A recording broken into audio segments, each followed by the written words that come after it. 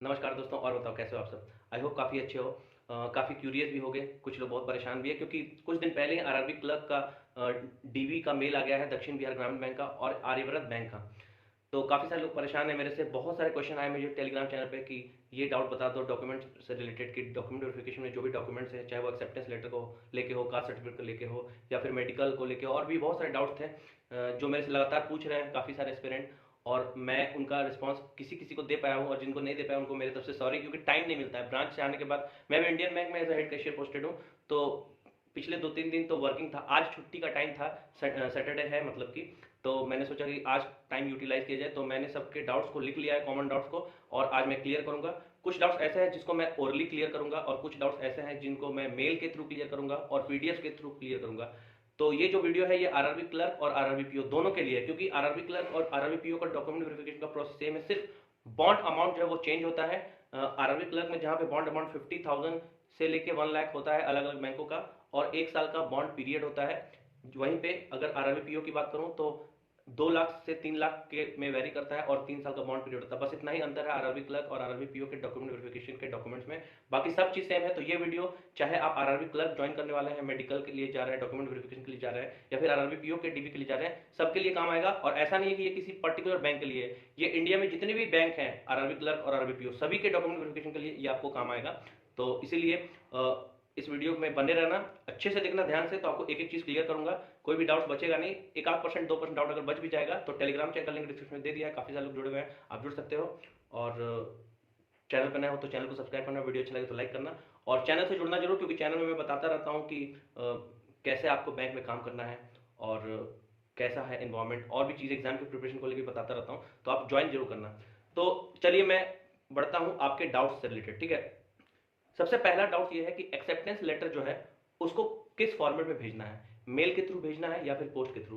तो देखो, अगर आप मेल के थ्रू भेजो या पोस्ट के थ्रू, एक ही बात है। अगर आप सिर्फ मेल भी कर देंगे तो काम चल जाएगा, लेकिन अगर आप सेटिस्फाई होना चाहते हैं पूरी तरीके से, तो आप जिस आपको जिस मेल के थ्रू आया है आपका लेटर, कॉल लेटर या ऑफर लेटर, ठीक है, जिस मेल, उसको आप फॉरवर्ड कर देना, या फिर आप पोस्ट कर देना, या फिर दोनों कर सकते हो, ठीक है। अगर फुल्ली सेटिस्फाइड होना है तो आप पोस्ट भी कर दो, ठीक है। सेकंड क्वेश्चन ये है कि ओरिजिनल डॉक्यूमेंट्स जो आपके होंगे क्या वो रख लेंगे। यस, आपके एकेडमिक के जो भी डॉक्यूमेंट्स है, जैसे आपका 10th का मार्कशीट, 12th का मार्कशीट, ग्रेजुएशन के मार्कशीट और सर्टिफिकेट, डिग्री, ये सारी चीजें वो रख लेंगे। अगर आप आरआरबी क्लर्क है तो आपको 1 साल का बॉन्ड पीरियड के बाद वो रिटर्न किया जाएगा, और अगर आरआरबी पीओ आप ज्वाइन कर रहे हैं तो आपको 3 साल के बाद बॉन्ड पीरियड के बाद वो दिया जाएगा। यानी कि क्लर्क में बॉन्ड पीरियड जो है वो 1 साल का है और पीओ में 3 साल का है, ठीक है। अगर इस बीच में सपोज करिए कि आपने बैंक को ज्वाइन किया मार्च में, ठीक है, और अप्रैल में ही आपको डॉक्यूमेंट चाहिए, तो आपको 50,000 रुपीज प्लस 1 मंथ की सैलरी बैंक को देनी होगी। उसके बाद वो आपका डॉक्यूमेंट्स वापस करेंगे। ये मैं दक्षिण बिहार ग्रामीण बैंक की बात कर रहा हूँ। अगर आप आर्यव्रत ग्रामीण बैंक की बात करेंगे तो 1 लाख रुपए प्लस 1 मंथ की सैलरी, ये दोनों चीज आपको जमा करने होंगे, उसके बाद ही आपको डॉक्यूमेंट्स वापस मिलेगा। और अगर सपोज करो आप किसी भी एग्जाम के डीवी के लिए गए 1 साल के अंदर, ठीक है, और आपने डॉक्यूमेंट्स ले लिया, आपने पैसे पे कर दिए, लेकिन आपका सिलेक्शन उस एग्जाम में नहीं हुआ जिसके लिए आपने डॉक्यूमेंट्स लिया था, तो कोई बात नहीं, आप डॉक्यूमेंट्स को वापस कर देना। आपके 85,000 रुपीज या 1,50,000 जो भी अमाउंट होगा वो आपको वापस हो जाएगा। मैं 85,000 इसलिए बोल रहा हूँ कि मैंने जब पिछले साल ग्रामीण बैंक छोड़ा था, मैं आपको बता दूं कि मैंने पिछले साल आरआरबी क्लर्क ज्वाइन किया था, ठीक है, क्लियर किया था, और ज्वाइनिंग भी की थी, 2.5 महीने जॉब भी किया, मेडिकल भी अटेंड किया था। तो इसीलिए मैं आपको प्रॉपर तरीके से बता सकता हूँ कि मेडिकल में क्या क्या होता है, क्योंकि मैं खुद पार्टिसिपेट कर चुका हूँ। तो 50,000 रुपीज और 85,000 रुपीज मैंने पे किया था बॉन्ड अमाउंट, और उसके बाद मैंने अपने डॉक्यूमेंट्स लिए, और उसके बाद मैंने इंडियन बैंक ज्वाइन किया है, ठीक है। तो आपके ओरिजिनल डॉक्यूमेंट जो है वो रख लिए जाएंगे, ये क्लियर हो गया। थर्ड, कितने कॉपीज लेके जाने हैं डॉक्यूमेंट्स के। तो आपके पास जो भी एकेडमिक डॉक्यूमेंट्स हैं, जैसे 10th 12th का मार्कशीट, डिग्री, ग्रेजुएशन का मार्कशीट, डिग्री, ओरिजिनल वो रख लेंगे, तो बेटर होगा कि आप दो दो कॉपी करवा लें। अपने जो भी डॉक्यूमेंट्स हैं, वो 10th 12th और ग्रेजुएशन का मार्कशीट और डिग्री, उसका दो दो कॉपी आप करवा के अपने पास रख लें। एक कॉपी बैंक रख लेगा और एक कॉपी आप अपने पास रख लेंगे, ताकि आपको फ्यूचर में यूज होगा, ठीक है।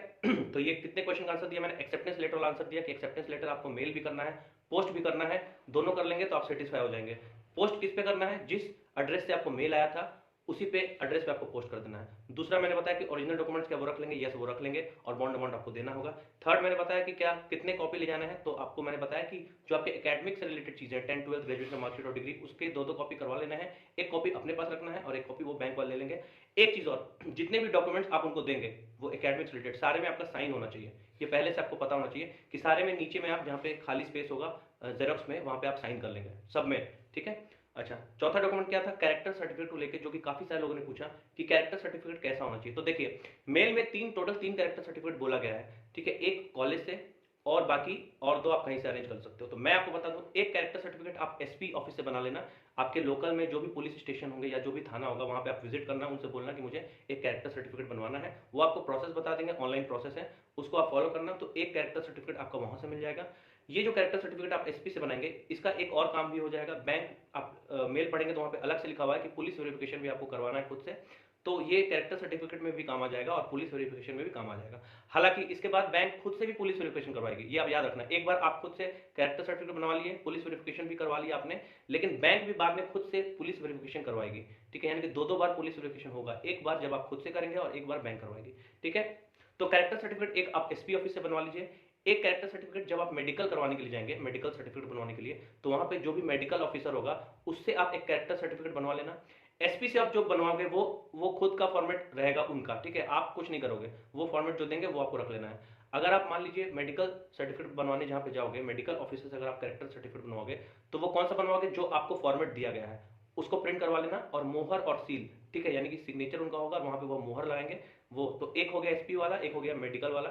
थर्ड कैरेक्टर सर्टिफिकेट आप किसी बैंक के मैनेजर से करवा सकते हो, अगर वो राजी हो जाए तो उनसे साइन करवा लेना, ठीक है। तीन हो गई। एक कैरेक्टर सर्टिफिकेट अगर आपको कॉलेज से नहीं मिल रहा है, ठीक है, अगर आपने 4 साल पहले, 5 साल पहले, 2 साल पहले कॉलेज कंप्लीट किया है और उसी समय आपको मिला हुआ है, तो आप वो लेके जा सकते हो। लेकिन बेटर होगा कि अगर आपको लेटेस्ट वाला मिल जाए, यानी कि अभी अगर आप कॉलेज जाके रिसीव कर ले, वो बेटर होगा। लेकिन काफी सारे कॉलेज वाले देते नहीं है, ठीक है, वो बोलते हैं कि एक बार जो दे दिया वही है। तो कोई बात नहीं, आपने एक एसपी से बनवा लिया, एक आपने मेडिकल ऑफिसर से बनवा लिया, ठीक है, एक आपने बैंक से बनवा लिया, तीन हो गए। और एक कॉलेज वाला, 3-4 कैरेक्टर सर्टिफिकेट आप लेके जा सकते हो एक बैकअप के लिए, कि अगर एक्सेप्ट वो नहीं करेंगे तो आप जैसे मान लीजिए अगर कोई एक भी एक्सेप्ट नहीं किया तो चौथा आपके काम आ जाएगा। तो टोटल 4 बनवा लेना, बढ़िया रहेगा। ठीक है, ये हो गई कैरेक्टर सर्टिफिकेट वाली। इसीलिए अच्छा, एक चीज मैं बता दूं कि आप लोग कोई भी परेशान मत होना डीवी को लेकर, ठीक है, कि डॉक्यूमेंट वेरिफिकेशन ये हो जाएगा वो हो जाएगा, कुछ नहीं होता है। बहुत ही सिंपल होता है डॉक्यूमेंट वेरिफिकेशन। वहां पे जो भी मेंबर्स होते हैं बहुत ही काम, बहुत ही पोलाइट होते हैं, आपको बहुत मजा आएगा। आपका जो बेस्ट पार्ट है जॉब का वो यही होगा, डीवी। हाँ, जाने में पहुंचने में थोड़ा परेशानी हो सकता है, लेकिन एक बार जैसे आप पहुंचेंगे वो लोग बहुत ही रिस्पेक्टफुली आपसे बात करेंगे, आपको बहुत ही बढ़िया वाला लंच करवाएंगे, ठीक है, बहुत मजा आएगा आपको डीवी में, बहुत अच्छा एक्सपीरियंस होगा, ये मैं आपको बता सकता हूं। अगर एक दो डॉक्यूमेंट मिसिंग रहे तो फिर चल जाएगा, लेकिन आपका जो एकेडमिक से रिलेटेड चीजें हैं और आपका आधार कार्ड, पैन कार्ड, ये मिसिंग नहीं होना चाहिए, ये इंपॉर्टेंट है। अगर ये मिसिंग हो गया और एक कास्ट सर्टिफिकेट तो फिर प्रॉब्लम हो सकती है। लेकिन अगर आपके पास ये सब है, एकेडमिक्स वाला 10-12 ग्रेजुएशन का मार्कशीट, डिग्री है, अगर आपके पास आधार कार्ड, पैन कार्ड है, और अगर आपके पास कास्ट सर्टिफिकेट है और बाकी कुछ डॉक्यूमेंट्स एक आप मिसिंग है इसके बाद, तो वो काम चल जाएगा। वो अंडरटेकिंग ले लेंगे आपसे, लिखवा लेंगे कि ठीक है ये वाला आप बाद में जमा कर देना, समझ गए आप। तो ये हो गया। उसके बाद कास्ट सर्टिफिकेट, देखो कास्ट सर्टिफिकेट जो है वो लेटेस्ट 1 ईयर का होना चाहिए। लाइक अगर आपने पिछले साल अप्रैल के बाद, अप्रैल 2022 के बाद अगर आपने कास्ट सर्टिफिकेट बनवाया है, चाहे वो ओबीसी का हो, चाहे वो ईडब्ल्यूएस का हो, चाहे एससी एसटी का हो, तो वो आपका चल जाएगा। लेटेस्ट 1 ईयर का होना चाहिए, ठीक है। लाइक बहुत सारे लोग होंगे जिन्होंने अक्टूबर 2022 में ओबीसी, ईडब्ल्यूएस, एससी एसटी का बनवाया है, तो वो भी चल जाएगा। नवंबर वाला भी चल जाएगा। अगर आपने इस साल जनवरी में बनाया वो भी चल जाएगा। कहने का मतलब ये है कि लास्ट 1 ईयर तक का होना चाहिए, यानी कि 1 अप्रैल के बाद से बना होना चाहिए अभी तक का, जब तक का आपका डॉक्यूमेंट वेरिफिकेशन है, ठीक है, उसके बीच का होना चाहिए, काम चल जाएगा। एक चीज और, जो भी फॉर्मेट होगा ओबीसी और ईडब्ल्यूएस वाला, वो सेंट्रल लेवल का होना चाहिए, यानी कि डीसी से बना होना चाहिए। अगर आप सीओ से, सर्कल ऑफिसर से, जो अंचल अधिकारी है उसका ले जाएंगे तो वो लोग एक्सेप्ट नहीं करेंगे। आपको सेंट्रल लेवल वाला चाहिए जो कि डीसी बना के देता है, ठीक है, डिस्ट्रिक्ट कलेक्टर जो बना के देते हैं, वो आपको चलेगा, ईडब्ल्यूएस हो चाहे ओबीसी हो, ठीक है। उसके बाद बॉन्ड रिलेटेड काफी डाउट्स मुझे आया है। तो देखो बॉन्ड रिलेटेड डाउट्स जो है वो कुछ ऐसा है कि कितने का बॉन्ड चाहिए, तो आप मेल में पढ़ लीजिए। जैसे मैं दक्षिण बिहार ग्रामीण बैंक का बात करूं तो वहां पे लिखा हुआ कि 1000 का स्टाम्प पेपर होना चाहिए। मतलब आप कोई भी वेंडर हो जो कोर्ट कचहरी का काम करता हो, ठीक है, आप उनसे जाकर मिलिए, वो आपको बताएंगे। या फिर आपके नजदीक में जो भी कोर्ट कचहरी हो, वहां पे जो साइबर कैफे है वहां पे जाना, ठीक है। या फिर आप कोर्ट जाना, वहां पे जो भी बैठे रहते हैं वेंडर लोग, उनसे पूछना कि 1000 रुपए का मुझे स्टैम्प पेपर चाहिए, तो वो आपको 1000 का स्टैम्प पेपर दे देंगे। साथ में आपको वहां पे बॉन्ड में लिखवाना, क्या लिखवाना है, आप जब मेल खोलेंगे तो वहां पे आपको इंडेमनिटी बॉन्ड विद श्योरिटी करके एक मिलेगा, ठीक है, वहां पे 3 से 4 पेज में वो लिखा है। तो आप 1000 का स्टैम्प पेपर ले लेना, साथ में वो जो इंडेमनिटी विद श्योरिटी वाला पेज जो आपको मिला है बैंक की तरफ से, 3-4 पेज, वो निकलवा लेना, और 1000 का बॉन्ड, और वो लेके चले जाना टाइपिस्ट के पास। वो टाइपिस्ट जो है, जो भी बैंक के थ्रू आपको इंडेमनिटी विद श्योरिटी वाला पेज लिखा हुआ है वो टाइप करके देगा, और 1000 का जो स्टाम्प पेपर है वो उसके साथ लगा देना, ठीक है, तो आपका काम चल जाएगा। आई होप आपको समझ में आ रहा होगा। कुछ भी चीज़ अगर आपको समझ नहीं आ रही है तो टेलीग्राम चैनल का लिंक डिस्क्रिप्शन में आप ज्वाइन करना और वहाँ से पूछना, मैं बताऊंगा, ठीक है। 1000 का स्टाम्प पेपर आप निकलवा लेना। बिहार में ज़्यादातर ऑफलाइन मिलता है, ऑनलाइन शायद नहीं मिलती है। जिस स्टेट में ऑनलाइन मिलता है वहाँ पे ऑनलाइन आप साइबर कैफे से निकलवाएंगे। बेटर होगा कि अगर आप कुछ किसी वेंडर को पकड़े जो कोर्ट कचहरी में बैठते हैं या आपके जान पहचान के, वो सारा चीज़ें करवा देगा आपका, ठीक है, आपको टेंशन नहीं होगी। तो 1000 का स्टाम्प पेपर ले लेना, साथ में वो जो इंडेमनिटी श्योरिटी वाली बॉन्ड है वो आप टाइप करवा लेना और उसको एक साथ लगा लेना, ठीक है, उससे आपका काम चल जाएगा। उसके बाद एक्सटेंशन रिलेटेड बहुत सारे लोग पूछ रहे हैं कि एक्सटेंशन ले सकते हैं। देखिए आरआरबी क्लर्क या पीओ में एक्सटेंशन का कोई प्रावधान नहीं है, जितना मैं जानता हूं, तो आपको एक्सटेंशन नहीं मिलेगा, ठीक है। अगर आप ज्वाइन नहीं करेंगे बैंक, अगर आप डीवी में नहीं जाएंगे तो वो ऐसा मानते हैं कि आपने बैंक को चूज नहीं किया है और वो आपको रिजेक्ट कर देंगे, आपका जो कैंडिडेचर है वो कैंसिल कर देंगे। इसलिए बहुत ही ध्यान से करना, एक्सटेंशन का कोई प्रावधान नहीं होता है आरआरबी में जितना कि मैं जानता हूँ, ठीक है। उसके बाद कुछ लोगों का पूछना है कि डेट ऑफ बर्थ सर्टिफिकेट कौन सा है, तो आप जो 10th का मार्कशीट ले जाएंगे वही डेट ऑफ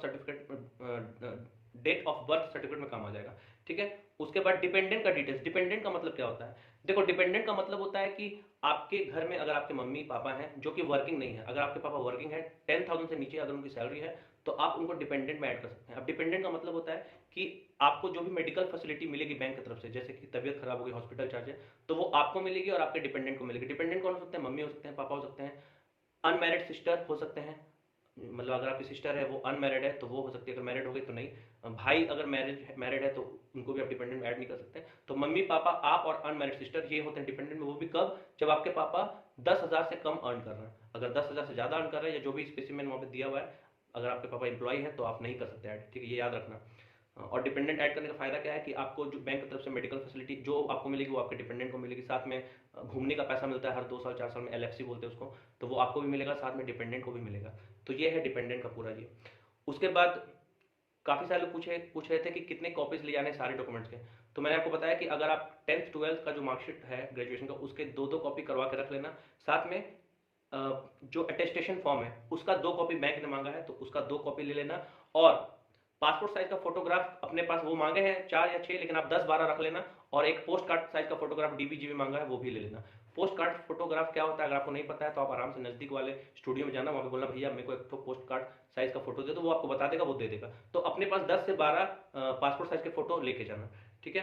तो ये सारी चीजें मैंने आपको बताया। मेडिकल सर्टिफिकेट एक रह गया कि मेडिकल सर्टिफिकेट कहाँ से बनवाना है, तो आप मेल में पढ़ना, तो वहाँ पे लिखा है कि सिविल सर्जन से आपको साइन चाहिए। यानी कि आप मेडिकल चाहे कहीं से भी करवाओ, ठीक है। आपके घर के पास अगर आपके डिस्ट्रिक्ट में अगर कोई सरकारी हॉस्पिटल है, या फिर आपके डिस्ट्रिक्ट से बाहर, होम टाउन से बाहर अगर सरकारी हॉस्पिटल है या प्राइवेट हॉस्पिटल है, कहीं से भी आप करवा सकते हो। बेटर रहेगा कि आप गवर्नमेंट हॉस्पिटल से करवाओ, क्योंकि वहाँ पे पैसे भी कम लगते हैं और उनकी मान्यता भी ज़्यादा है। तो आप गवर्नमेंट हॉस्पिटल से करवा लेना सारे टेस्ट जो भी दिए हुए हैं, और उसको लेके चले जाना आप सिविल सर्जन के ऑफिस में। सिविल सर्जन के ऑफिस में आपको क्लर्क मिलेंगे, वहाँ पे आप जाना, उनको बोलना कि मुझे बनवाना, ये साइन करवाना है मेडिकल सर्टिफिकेट पे। जो फॉर्मेट आपको दिया हुआ है वो फॉर्मेट आप ले लेना, ठीक है। और उस फॉर्मेट में आप बता देना कि यहाँ पे साइन चाहिए।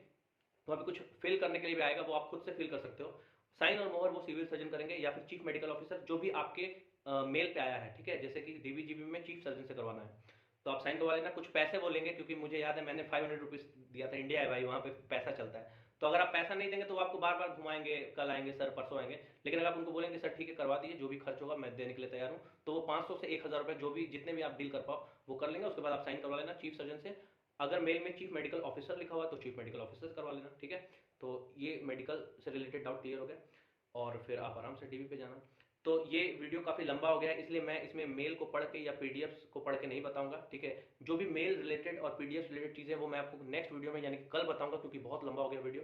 तो इस वीडियो को यहीं तक रखते हैं, मिलते हैं नेक्स्ट वीडियो में। कोई भी डाउट अगर हो तो कमेंट सेक्शन में ड्रॉप कर देना, या फिर टेलीग्राम चैनल से जुड़ के पूछ लेना, डिस्क्रिप्शन में लिंक दे दिया है। मिलते हैं फिर नेक्स्ट वीडियो में। वीडियो देखने का आपको बहुत बहुत धन्यवाद।